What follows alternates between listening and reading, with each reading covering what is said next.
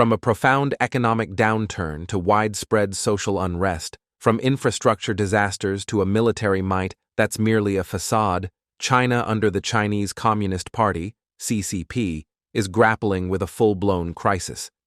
The CCP's polished statistics conceal a grim reality.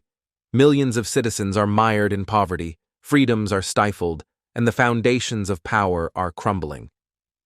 While the CCP propagates its Chinese dream, a series of shocking incidents expose the rot within.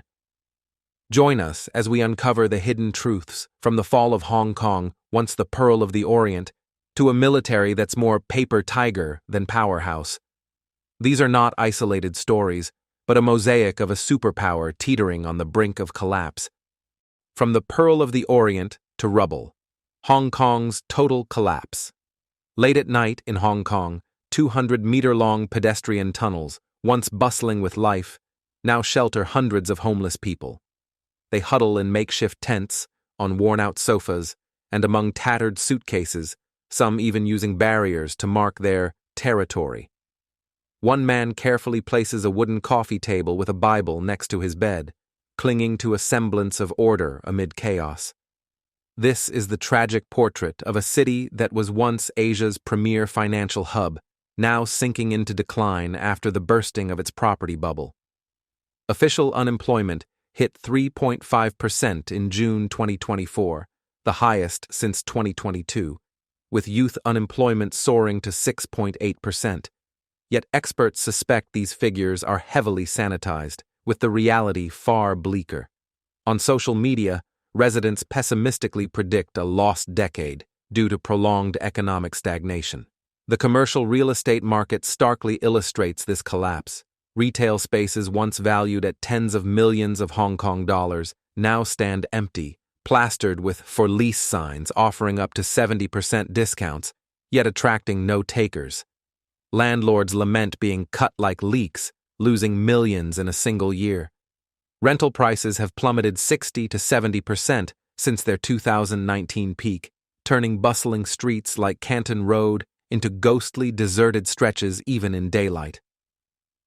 The first half of 2025 saw a wave of small business closures, particularly in retail and dining. According to the Hong Kong Economic Daily, over 290 shops closed or were slated to close by June's end, with 70% in the food sector. Iconic establishments vanished. Superstar Chinese Cuisine, 36 years. Federal Palace, 30 years. Ocean Empire, 33 years.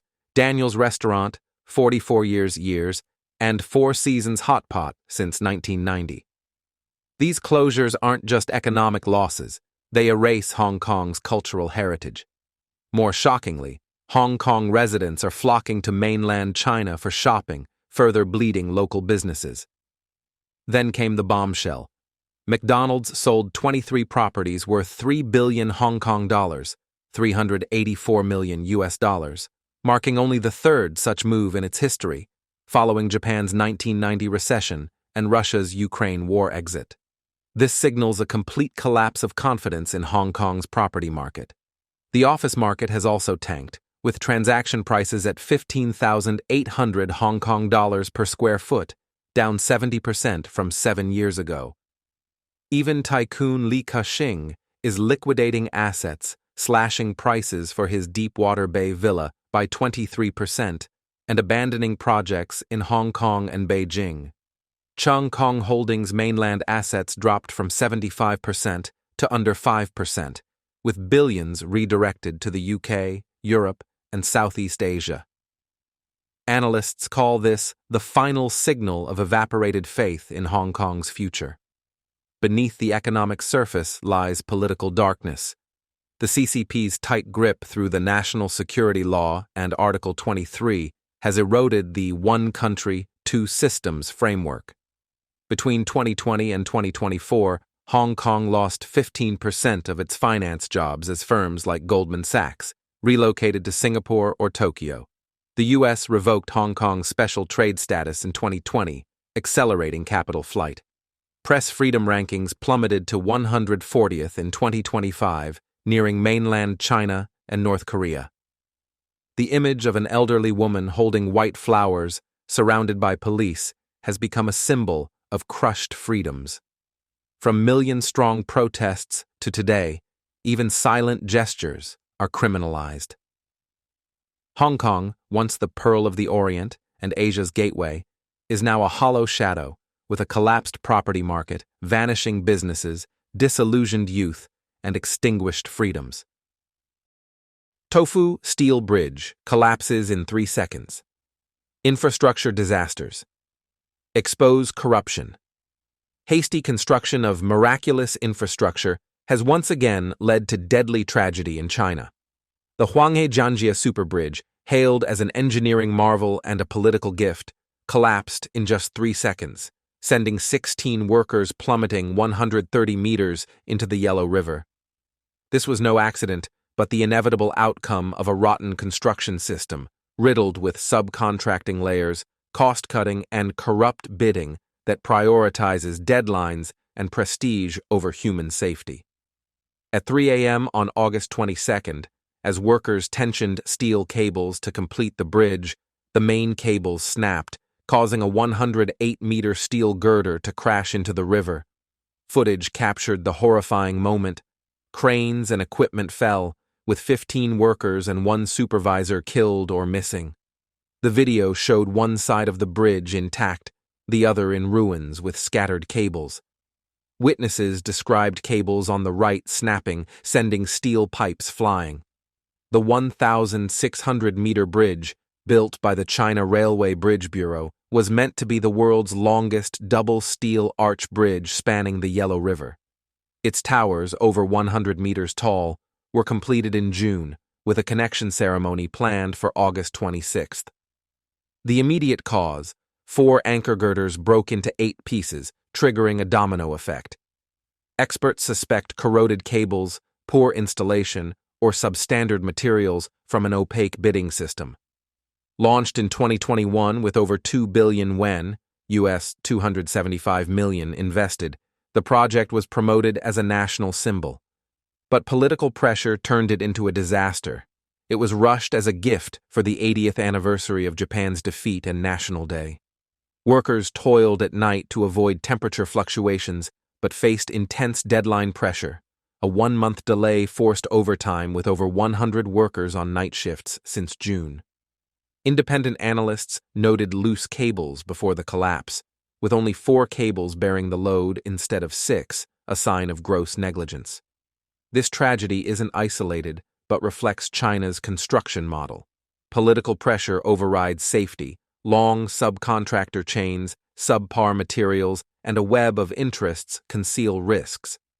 The CCP buries these failures with propaganda, but the collapse is a stark warning of the deadly dangers in its unchecked infrastructure system. Collapsed property market, home buyers in regret, and ghost cities. China's once golden property market is now a nightmare. Home prices have crashed. In Shenzhen, a project fell from 12 million yuan to 4 million in 3 years. A 2021 buyer lost over 2 million, from 3 million to under 1 million. In Chengdu, a family went bankrupt with 3.8 million in debt. Shanghai lost 2.7 million from 5 million. Guangzhou saw 30 months of declines. Oversupply is staggering. High-end properties dropped from 23.55 million to under 7 million. Complexes under 20 years old are already dilapidated, with residents fearing uninhabitability in 30 years. China has over 50 ghost cities. Jiangsu's prices fell 95% from 12,000 square meters to 600.